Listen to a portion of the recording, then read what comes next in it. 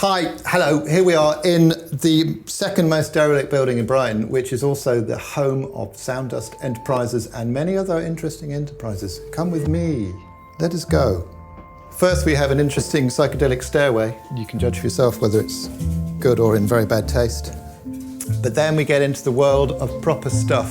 This building is just full of old, new, sometimes working equipment. Like that, I've never seen one of those before. It's like a 4-track reel-to-reel kind of machine. It's bizarre. But anyway, go on Percy, lead the way. Lead the way. Best bit of the building is Percy's bed. Come on, in. Come on Percy, in your bed. Which just happens to be my studio as well, which is the kind of home of Sound Dust, I suppose. I came down from London originally, and Brighton was one of those places you went to visit, and I came to visit a lot, and kind of friends living down here, and just kind of thought, wow, this is quite a nice place. But it certainly is a thing of its own, even though it's quite close to London as well. So you've got the best of both worlds, really. There's a lot of good bands come to Brighton, a lot of good bands come from Brighton. Like London, you know, London is a series of kind of little villages with people with little pockets of a thing going on, and it still happens here, I think. The thing that got me started in sampling, I guess, was buying a dulcitone. The only way to actually play it was to record every note and then put it together in Contact. This has been amazingly popular. Had I not started with the dulcitone, maybe Sound Dust wouldn't be here today. I had one of those moments where you think, okay, this could go beyond just my usage, and I did originally start selling it on eBay. I first met Christian. He basically got in touch with me out of the blue, and we met there and had a chat and got on really well. I mean, you know, Christian is a force of nature, I think, as we all know. And I think in sample mongery, he's the Tigger to my Eeyore, I'd like to think. I mean, I think one of the key things about what I and Sound Dust do is the idea of taking something that does exist and then making it into a thing that doesn't exist. So that's a binaural recorded plucked piano. But you've also got auto harp, which is a similar thing, but much smaller. Put them both together and you get something entirely different. And that in a way is that's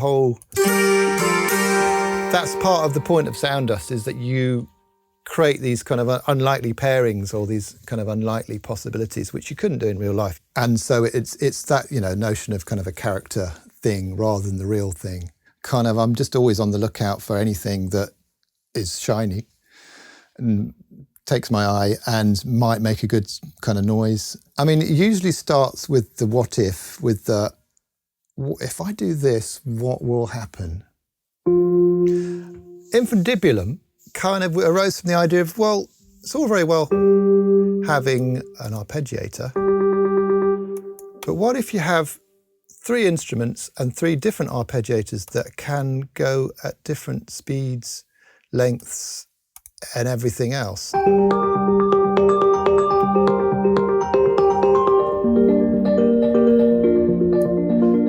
There's no way on earth I would have come up with that. An idea will start off as one thing, and then kind of over the process, I either get bored of it or I discover something new because of the process I've started. So a thing will start in one place and end up in an entirely kind of unexpected place as well, which is, you know, and then actually that can be handy because then it leaves you with the thing you started off with that you can then take in another direction as well. Well, you know, I've used various processes and techniques.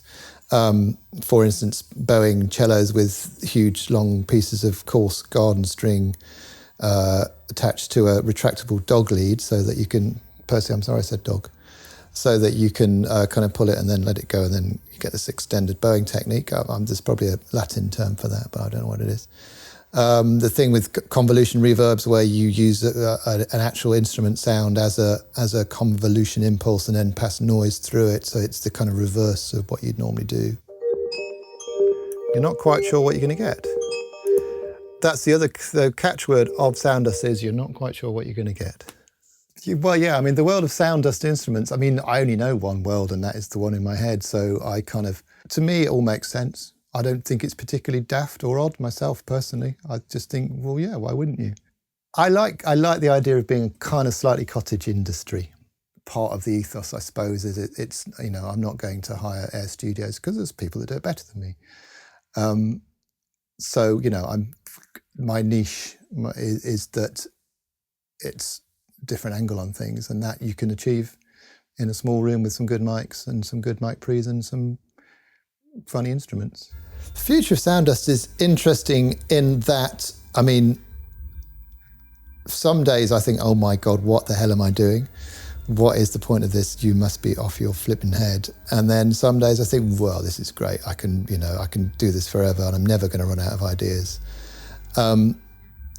Working with Spitfire obviously is a very interesting kind of opening up of things. You know, I have quite a niche audience. I think a lot of people who know me keep me to themselves.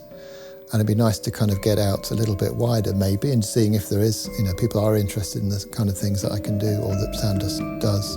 I'm not a spreadsheet kind of a guy. I'm very much a kind of note on the back of a piece of paper, or, if you see my kitchen wall, it's covered in chalk scratchings of ideas and kind of plans I've got, and which I kind of refer to. And in the old studio, it was all over the studio walls as well. I don't have any walls here, unfortunately, that I can chalk onto, otherwise I would have done by now. But I do, I have ideas at random times and I write them down as quickly as I can, wherever it is, and hopefully come back to them. So it's just a case of imagining with the what if moment, what if I do that to that with this, is the summing up of it all.